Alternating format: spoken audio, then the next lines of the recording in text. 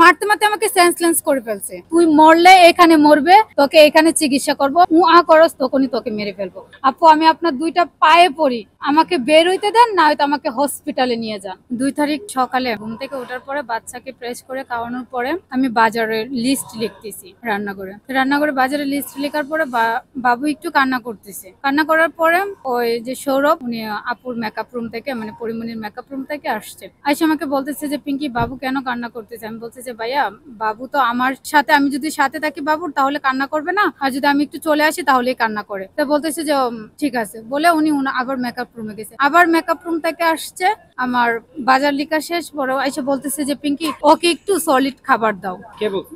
মানে সৌরভ বলছে যে ওকে একটু সলিড খাবার দাও। তখন সলিড খাবার আমি বলছি ভাইয়া ওকে তো 2 ঘন্টা পর পর সলিড খাবারটা দেওয়া হয়, তো 2 ঘন্টা তো হয় নাই, সলিড খাবারটা আমি তো একটু পরে দিই। বলছে যে ঠিক আছে, উনি বলছে যে ঠিক আছে। পরে ওনার সাথে আমি কথা বলতেছি যে আমি এই সৌরভটাকে পরির হয়। পরে সৌরভের সাথে কথা বলার পরে উনি আসছে মেকআপ রুম থেকে, যে কি বলতিছস বলে মানে অশৃঙ্খল ভাষায় গালিগালাজ করে মেকআপ রুম থেকে আসতেছে, গালিগালাজ করে আসতেছে, এসে রুমেও এসে গালিগালাজ করতেছে। এত বিশ্রী, এত নোংরা ভাষা। একজন সেলিব্রিটির মুখের ভাষা হবে অনেক সুন্দর, যে মানে মানুষ শুনলে আবার শুনতে চাবে, এরকম ভাষা হবে। আর উনার মুখের ভাষা শুনে মানুষ বমি করে দেবে, বমি যার না আসবে তারও চলে আসবে বমি। মানে এত বিশ্রী ভাষা। তাহলে ওনার ভাষা শুনে আর আমি আর কোনো কথা বলি নাই, ওনার মুখের দিকে হা করে তাকাই আছি। মারতে মারতে আমাকে সেন্সলেস করে ফেলছে, মানে পরি মারছে, হাত দিয়ে মেরেছে। ওর হাতই তো শক্ত। যখন আমি নিচে পড়ে যাই তখন ও মেকআপ রুমে চলে যায়, মানে করে। তখন ওর কাজের মেয়েরা আমাকে বরফ দেয়, তারপরে পানি দেয় মাথায়। যখন দেখতেছে যে আমার অবস্থা খুবই খারাপ, তখন ওকে আবার কাজের মেয়ে ডাকে মেকআপ রুম থেকে কাজের মেয়ে ডাকার পরে আসছে। যখন আমি কান্না করতেছি, মানে অনেকক্ষণ হা করেছিলাম, আমি মুখ বন্ধ করতে পারি নাই, তাকাইছিলাম। ও আমাকে বলে কি যে মুখ বন্ধ করবে না কান্না বন্ধ করবে, না তোকে আবার মার দিব। উনি বলছে যে আমাকে মারলে নাকি ওনার কিছুই হবে না, উনি অনেক বড় সেলিব্রিটি, আমার মতো লোকরে মানে উনি হাজার হাজার মানুষকে গুম করতে পারবে, ওনার জন্য কোনো এটা বিষয় না, সাবজেক্টই না, কিছুই হবে না।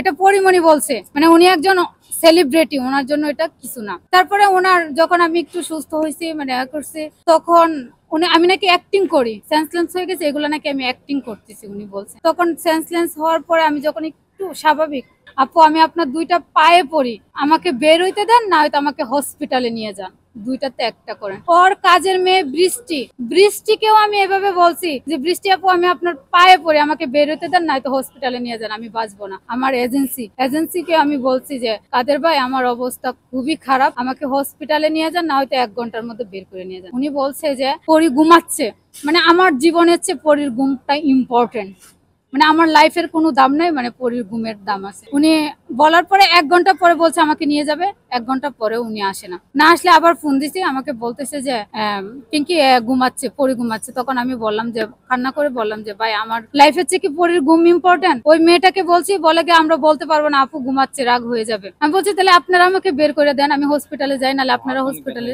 ওনারাও হসপিটালে আমাকে নিয়ে যাবে না, বলছে যে তুই মরলে এখানে মরবে, তোকে এখানে চিকিৎসা করব, মানে হসপিটালে নিয়ে যাবে না। তারপর হচ্ছে যে এভাবে যখন আমি পারতেছি না, তখন আমি 999-এ ফোন দিই। আরিফুল ইসলাম এসআই ওনার সাথে আমাকে কন্ট্যাক্ট করায় দেয়। উনি যখন আমার সাথে কথা বলে, উনি আমাকে এতটাই ভরসা দিছে যে বলছে যে আমি যে বলছি এখানে আমাকে মেরে ফেলবে, গুম করে ফেলবে, কারণ আমাকে থ্রেট দিচ্ছে যে তুই যদি একটু করস তখনই তোকে মেরে ফেলবো। কে থ্রেট দিছে?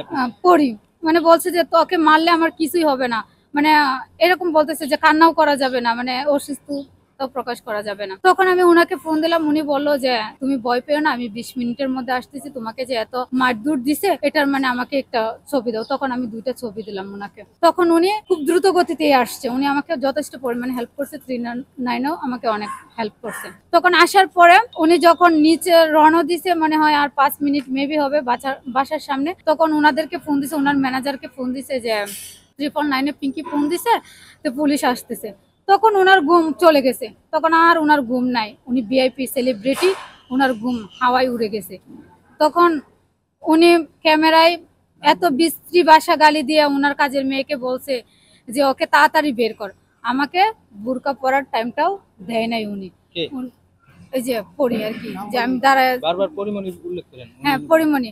তারপর হচ্ছে বৃষ্টিকে আমি বলছে যে আমি বুরকাটা পরে যাই, বৃষ্টি বলছে যে বুরকা পরতে হবে না, তুই বেরো।